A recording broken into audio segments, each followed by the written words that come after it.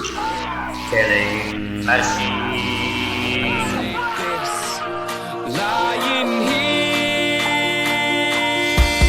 this is how everything ends.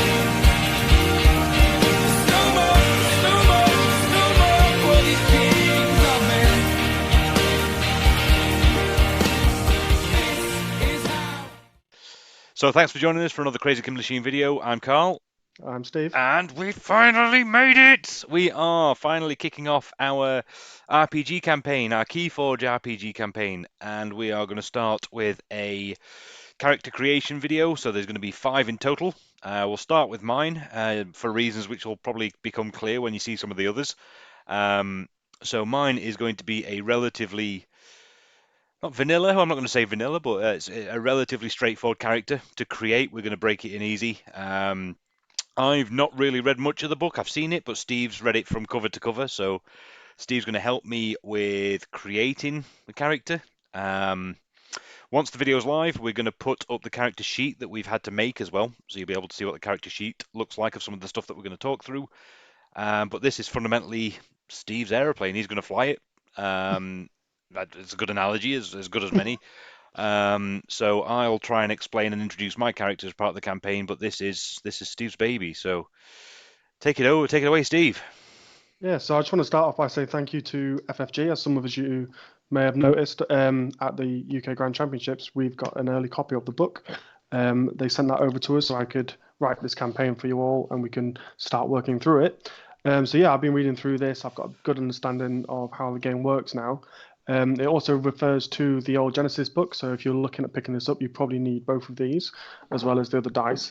And we're going to go through Carl's character, and I'm going to prompt a few questions out of him. So what I've done is I've sent each of the players a few bits of information around the species and the careers and the talents you can pick from the book. But then this situation will be a bit more about fleshing out those characters. So let's start off with your character. What is your character's name and what are they? So I'm going with Heian Merca, and it's probably going to be pronounced several different ways throughout the campaign. But I'm going Heian Merca, and if for anybody that knows me personally, I've quite clearly gone from an untamed character. So I've gone Heian Merca, who is an untamed elf. But elves, and actually reading the bit on elves in the book, elves aren't sort of your stereotypical elves in the Keyforge world. They're not your sort of Lord of the Rings, high elves, long blonde hair, firing bow and arrows. There's something a little different, but I don't know if you want to explain that in a bit of detail. Yeah. So the elves in the Keyforge world are a bit more opposite to the way that you would normally expect an elf in the fantasy realm. So obviously in the fantasy realm, you're normally looking at tall, long blonde hair, all about perfection and everyone being really nice to each other. The elves in Keyforge are almost the complete opposite. They are treacherous. They're usually around 4 foot tall. They always look out for themselves. They're all about. They believe that there's nothing wrong with any of their actions, provided it is helping the elvish race. And therefore, if they fit in really well with the Shadow House, so that's why your stereotypical ones are like the urchins, who are all about stealing and stuff for shadows. But you obviously gone for a bit more of a interesting choice by going untamed. So, Yeah, I said at the start I went a bit straight down the line, but I wanted to at least mix it up a little bit. So I'm a big Untamed fan. Untamed is my favorite house. But I did think I didn't want to go a big beastie in Untamed, or I didn't want to go sort of your witches or your fairies. I thought an elf would be a good crack. And again, we spoke about this a couple of days ago. There's actually, and I tried to do a bit of research, and you're going to get this straight off the bat now because we spoke about it about 5 minutes ago. But there's actually only 2 elves in Untamed. And go on, Steve, impress everyone. Who are they? oh well, there's the Deeper Druid and Dana, if I think about it right off the top of my head. Yeah. Well, the in joke, we spoke about that 2 minutes ago.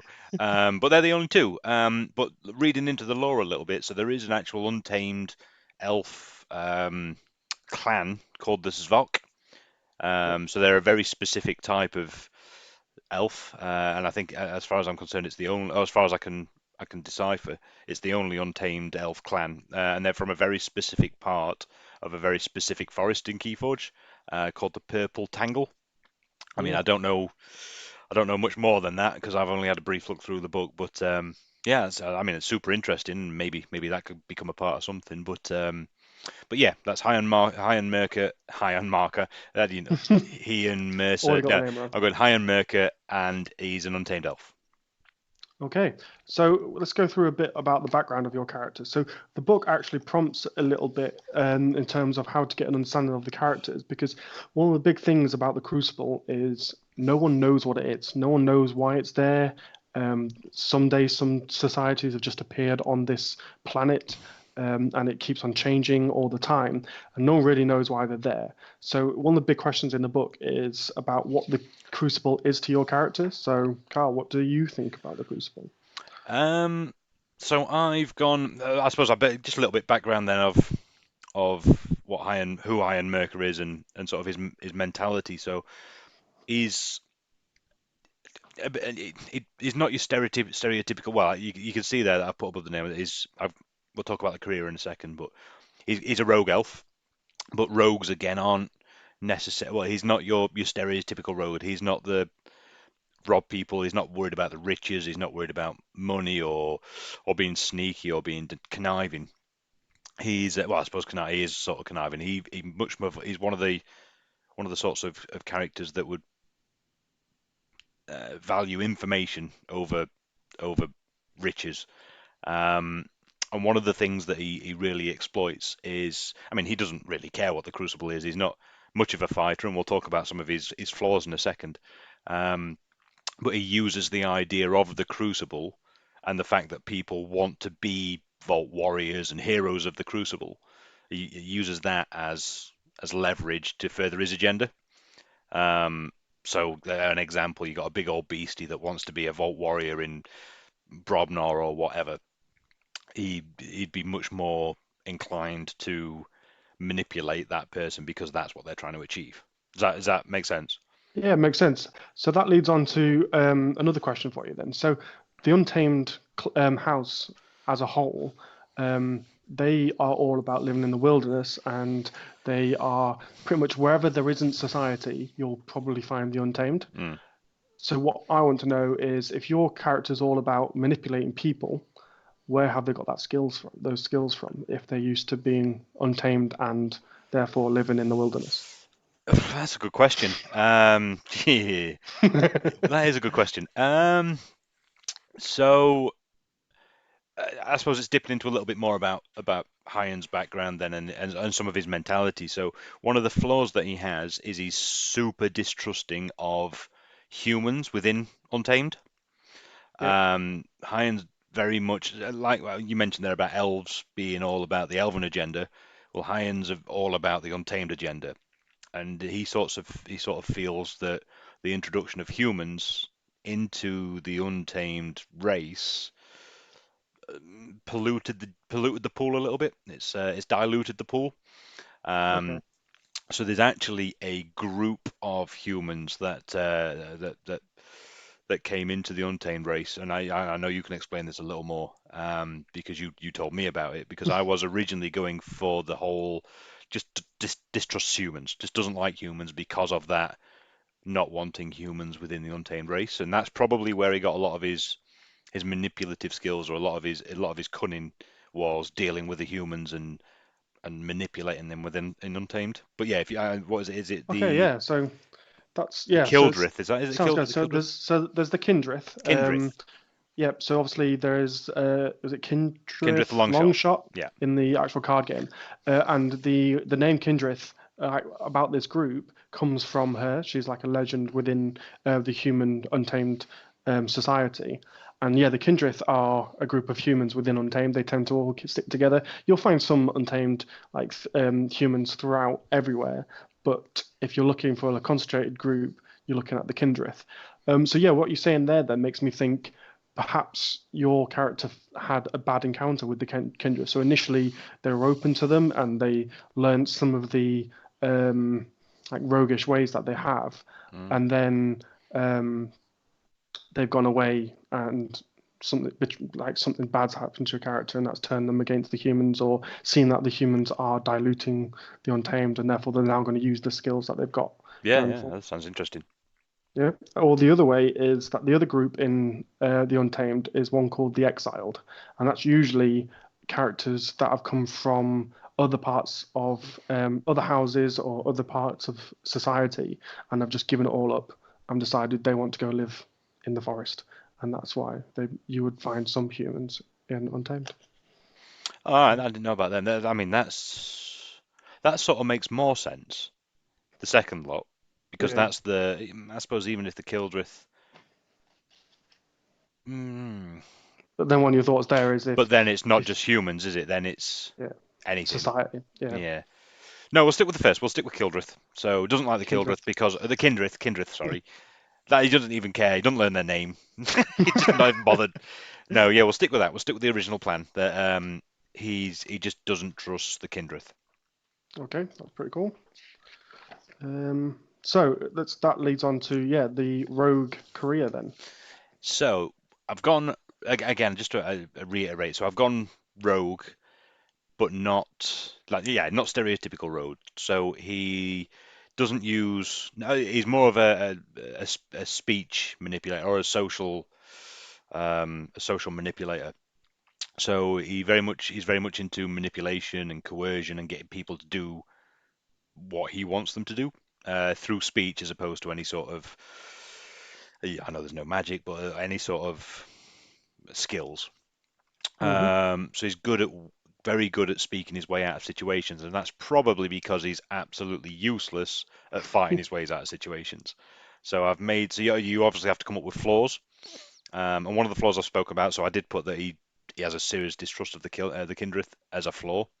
Yep. He's super cowardly when it comes to physical conflict. He doesn't want to get into a fight. He'd much rather manipulate or coerce a big beastie to go and fight on his behalf, or an animal, or something like that if he can.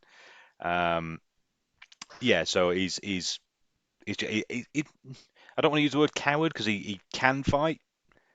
He just doesn't like it. He doesn't want to, and fundamentally, if there was a fight with a group of people, he's going to be stood at the back. He's got Okay. yeah.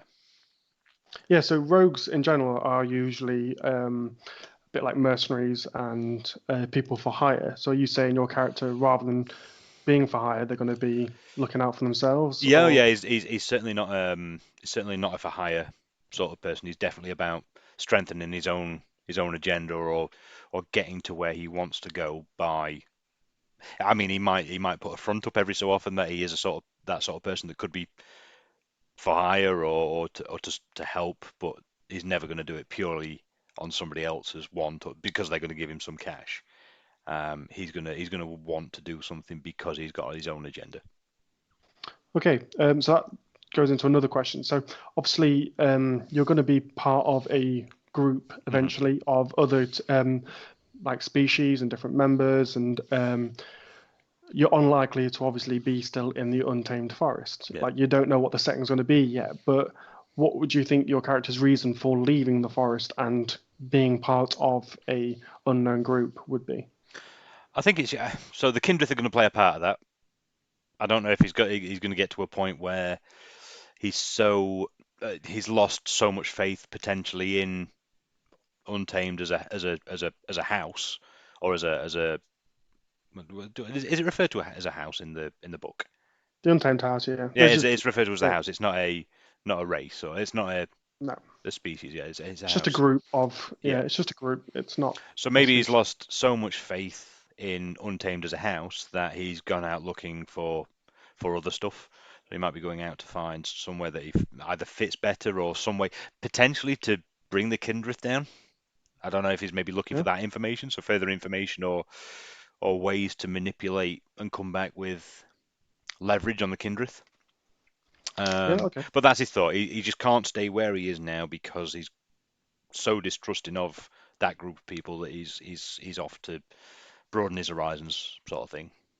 Yeah. So I guess if like the Kindreth were like encroaching on the purple tangle, which is where the elves are usually Mm. predominant there, you could maybe think, oh, I'm going to move away and find a way to deal with them. Yeah, yeah, So yeah, that's probably either come back stronger or come back with more information, or some way of dealing with them. Yeah, I think that's his agenda. Okay, so yeah, I think that's pretty good for the background of your characters. Let's now get into a bit of the nitty gritty. Yeah, So sure. obviously, when you pick the Elvish race, that gives you a trait. It'll give you all your different characteristics. So obviously, your characteristics are like 1 for brawn, 2 for agility. You'll see all this on the character sheet once we've finished updating it for the watchers. But obviously, with 1 in brawn, you're not going to be very tough. No, So I that don't fancy fighting. yeah, No. so it fits well with your character not being strong. But you're high in cunning by default, and we'll look at what you add on to that later. Yeah.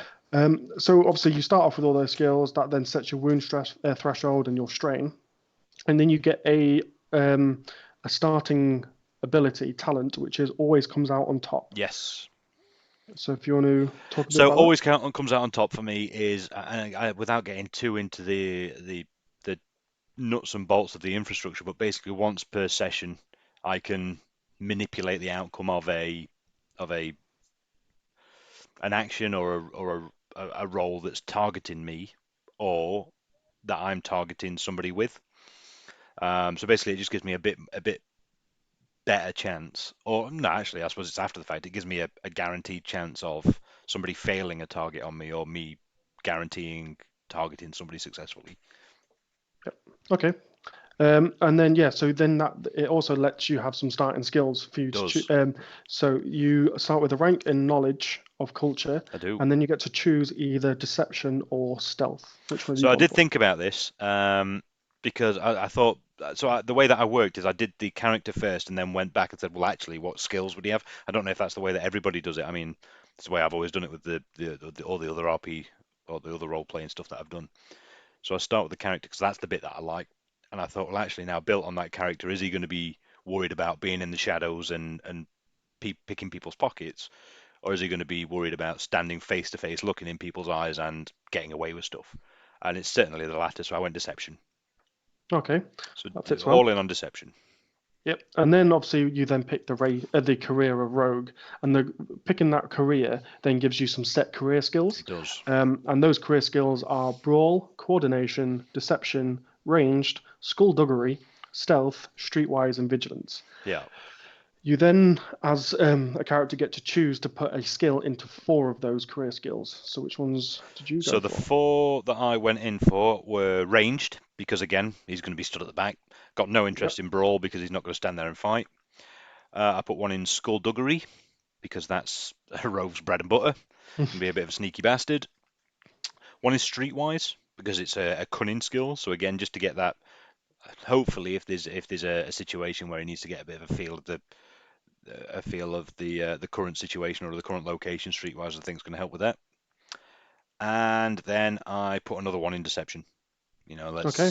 I went all in on deception. So I'm now actually I'm rank 2 in deception. Nice.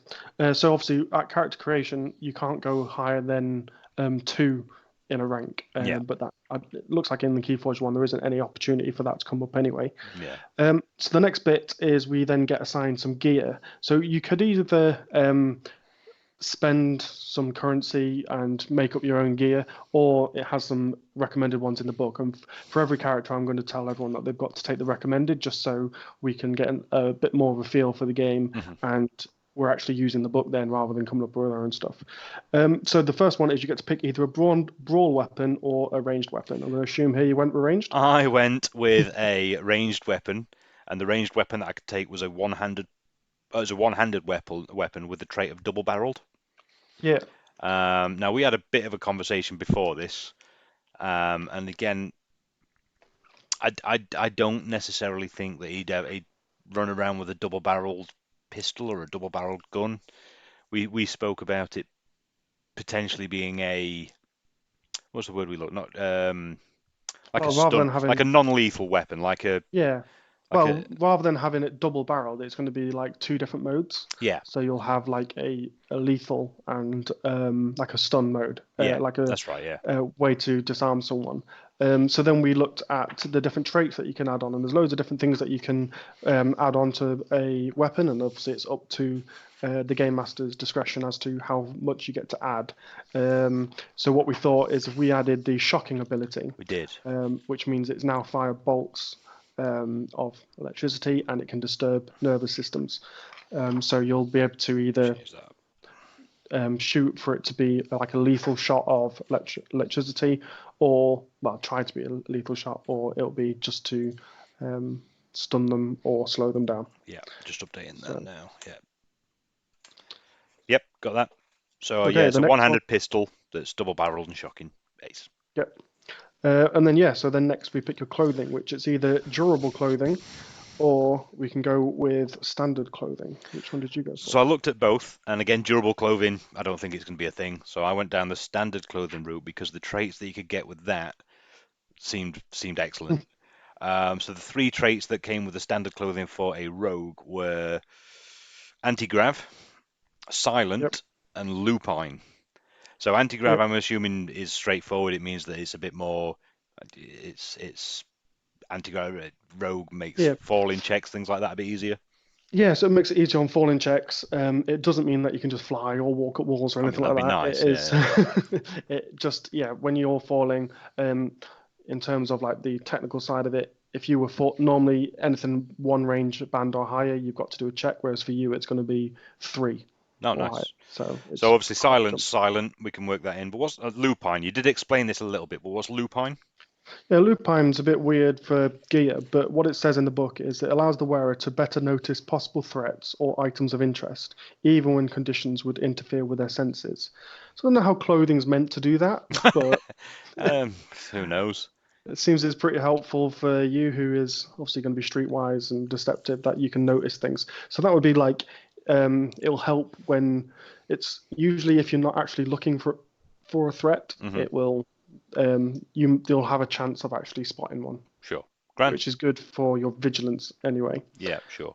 So next, you've got a choice between a disguise kit or a little black book. So a little black book would be like if you had some contacts, you'd have their names in there, and we could then say at any point you could call upon them. I think it's like once a session or something like that. Yeah. Or a disguise kit is obviously a disguised kit. So Yeah. what did you go for? So we spoke a little bit as well. So the rogue, we looked at the rogue stuff, and the rogue stuff sort of said you're either part of a underground network of crime spree muggers and all that. What's the word I'm looking for? Like a cartel, Organized crime. Yeah, syndicate. yeah, it's sort of an underground organized crime unit, or you work very much on your own. And we said that Heian's going to work on his own. He's not part of a group. Again, it's not about riches and things for him. So I think a little black book wouldn't make sense because he wouldn't have a network of names, and a disguise gets perfect. Yeah, so I've definitely gone full in on the disguise kit. Nice, cool. And then next you get a few other things, which is 2 heal X tabs, which is healing Yep. potions, a gyroscopic belt, and a rebreather. So, do you remember what these are? So a rebreather, yes. So a rebreather was you can get through sort of areas that it's difficult to breathe. So underwater, toxic biomes. That sort of if he breathes oxygen, but I'm in a helium only based environment.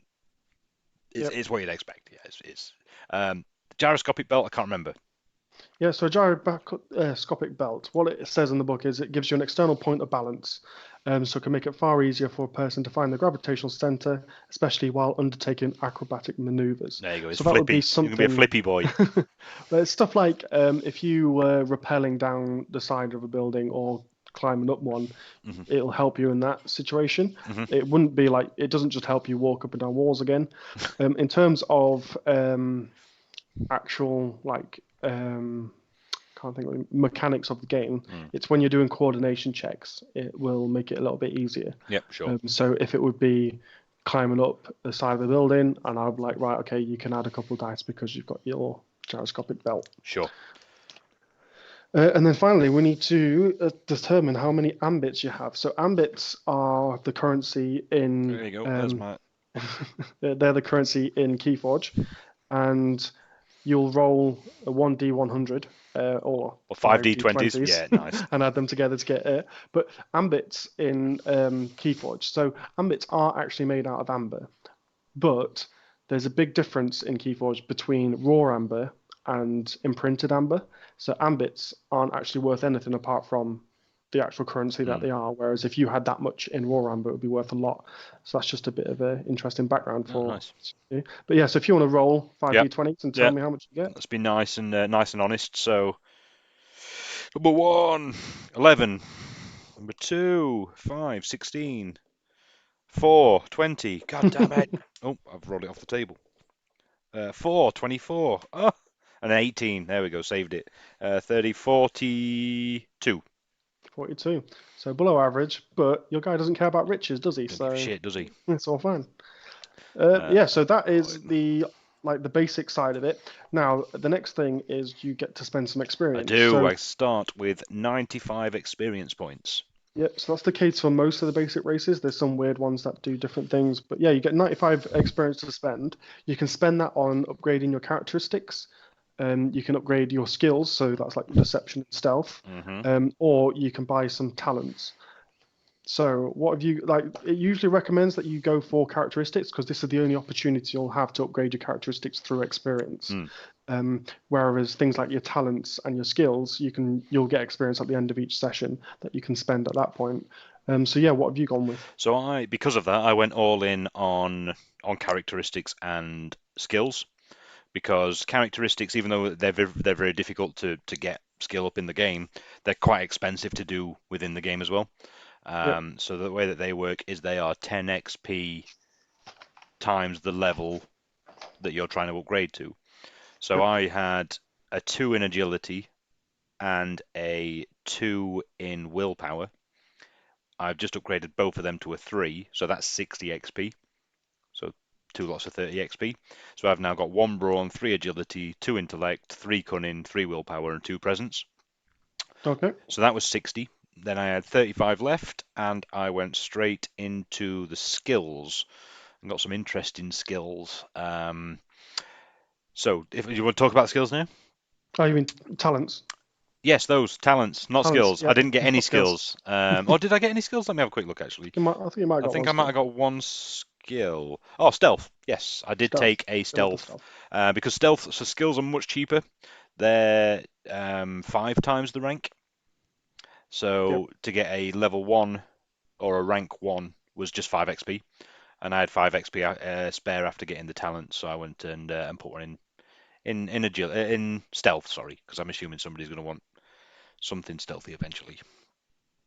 But Okay. then it was the talents. Talents. Yep. So the talents are what really define a character because they are like special abilities that your character gets. And the way it works is there's 5 different tiers. So obviously tier 5 is the best one, and then tier 4 all the way down to 1. And the rules are that you can only get the next level tier if you have more in the lower one. So if you've got 2 tier 1, at that point you can get 1 tier 2, but you can't then get a tier 3 until you've got 2 tier 2s. So it all then cascades down. So yeah, what talents did you go for? So I stuck with 3 tier 1 talents at 5 experience points each. The first one fits my character perfectly, and it's called a hamstring shot, which is Okay. basically I can do a ranged attack, and if it's successful, it only does half the damage, but it immobilizes the character until the end of their next turn. So for me, it's a runaway shot. I'm going to hit somebody with it, leg it, and they can't chase after me. Yeah, so I think here with this one, we need to incorporate a bit the fact that you've got the 2 modes on your actual gun. Okay. So what Oh I yeah, okay, think that's a good idea. is, yeah, so with the 2 modes, I would say that we'll add like a dice or something to this roll to make it a bit easier when you're actually using that ability Yeah, because you've got that weapon. so it could So almost be like a stun gun sort of thing, or almost yeah, blasting them and electrifying them so they can't. Yeah, okay, that's a good idea. I like that. yeah. So Yeah. yeah, what other talents did you go for? I went with, and this is probably one where we're going to need a little bit of help as well. I went for silent communication. So Okay. silent communication, and I'm ad-libbing a little bit, is I can silently communicate, obviously, but with my own party or members of my own party across a short distance. They can't reply to me, or they can't silent communicate back. They could probably shout back at me, but they can't do it silently back. But it's not through words, and they will understand what I'm trying to purvey. Okay. Maybe not word for word, but they'll understand good, bad, that sort of what's the situation. but I didn't know how to do that because in the book it says I could either I could use pheromones, I could use electrocurrents, I could use strobe lights, but I don't want it to be something that other people can see. I don't want it to Yeah. be it sort of defeats the object if I'm there with a light flashing it at them. So I didn't know how you think might be. Pheromones just doesn't really make sense. No, I Um, mean, yeah, I mean, obviously with being untamed, you'd be thinking along the lines of pheromones. But the other thing would be like the fact that obviously untamed is a bit more intuitive with the world. hmm, So maybe if we thought about like some kind of communication through the ground or through roots in trees or like vibrations in the ground or something like that. yeah, So then it would then the other members of the party will be able to like feel it or be able to register it and get an idea of what they're doing. I like that. I like maybe the fauna stuff, maybe using like trees and grass and or vibrations in the soil. I think that's a good idea. Yeah, I like that. Yeah. Okay, we can Yes, go with that for. vibrations. So So you're saying, targeted vibrations. and we're saying that then what happens if you're in like a building? Does that mean that you can't use it in a building unless Oh, there's.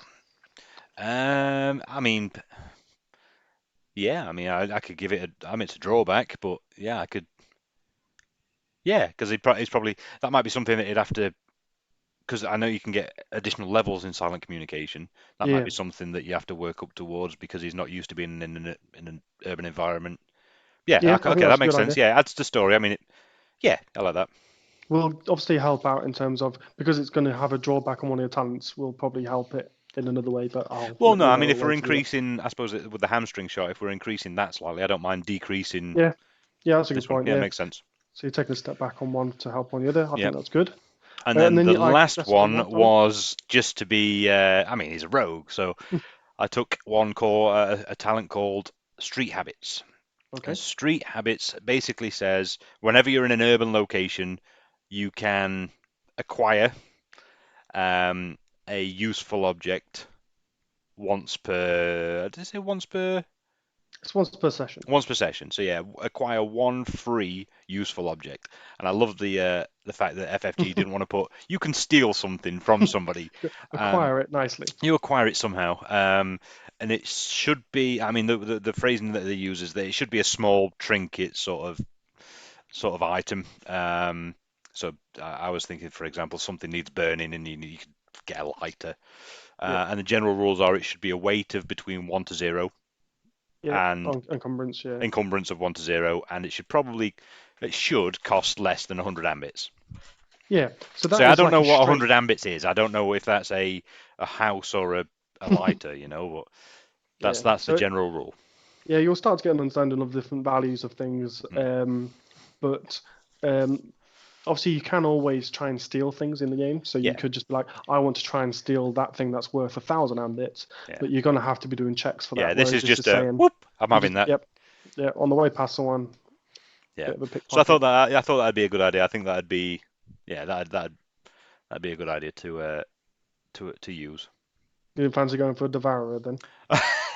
I'll leave Devourer for somebody else. I don't think this is so. Yeah, for people listening, you'll hear this over the next few sessions. So Devourer is once you've killed something, in a nutshell, you can eat it. If it agrees with your diet or they're part of what your diet could be, yeah, just eat them. Yeah, So yeah, but it doesn't flat take out tell that you can eat them. dinosaur. Ham. Yeah, But yeah, that's what I've upgraded everything on. So that's my guy. I'm just gonna check, make sure I've not missed anything. Um, Notable features, I'm sure we could come up with them as we're playing. I did like yeah, the idea of him maybe having a tattoo of a tree on his forehead or something like that, but if he's a guy that doesn't really want to stand out, or if he's I don't know. I sort of yeah. leaned away from But that to a be little fair, bit. elves tend to have like lots of lines drawn on them anyway. Yeah, yeah, In fact, you can see it there in the picture. yeah. But he's not an elf. No, he looks like an elf. He's got purple skin. Is the closest thing to an elf that was in there, but without choosing Dana, who's the wrong gender, and Deepwood Druid, who is shit. But yeah. That's my guy. Cool. I think yeah, that's got a pretty good basis for it. So we'll finish it there. We've got obviously 4 other characters to go through. Yeah. So I don't think we So said that'll as be part of this video who we're going to be doing this with. So yep, there's going to be 5 playable characters and then Steve as the DM. So the guys that are joining us to do this, there are 3 guys from London and a guy from Germany. So we have Finn and Ollie Cornish from the London Urchins. Believe it or not, they're brothers. We've got Stefano Berian, who is a very, very good friend. Again, he's a Italian guy in London, and he's part of the Urchins. And then Rene Farah as well, who we see at multiple vault tours as we've gone around Europe. Super, super good guy. Very high up on the Ember ranking. Always does super well at the events, and he was jumping at the chance as soon as he knew that we were getting the RPG book. He wanted to be the first name on the list. So so it's going to be wild. Really, really good bunch of guys. Steve has definitely got his work cut out for him because we're going to Got put some him through the exciting ringers. characters coming up. Yeah. Yeah, but no, I don't know if I hope the excitement's come across. I'm super, super excited about getting this kicked off. Getting 6 people together over the internet is going to be challenging regularly, but I think if we can knock some of these out and get the world built and start exploring that, I'm sure that Steve's got a lot planned for us, and hopefully we're going to knacker up some Sanctum guys. Yeah, I got a few exciting things for you. I know how much you hate I Sanctum, do. so they're going to play a big role. I did tell all the players that the only thing I vetoed was Sanctum, so none of the players could play Sanctum, and you'll get to know why, obviously, once we start the story. But it does center a little bit around the Sanctum, and they may or may not be the antagonists of the story. Yeah, let's fuck up some Sanctum. No, we'll leave it there. So thanks for people that have watched it. Hopefully this is going to be as entertaining for you guys to watch as it is for us to play. Again, I hopefully with this should have put my player sheet. Because there's obviously no player sheets released yet for this, it is something that we've created in Excel, but I think it looks all right, does a job. As the new stuff gets released, obviously we'll transfer that onto the new player sheets. But this is certainly something to do the job for now. Cool. So for that, yeah, cheers for your help, Steve. We're building this. I'll be on the other calls with the other guys as you're building, but fundamentally I'll be in the background purely just to laugh and heckle, but mainly to record. So other than that, again, thanks for watching, and we'll see you on the next one. Cheers, guys. See you Bye. soon.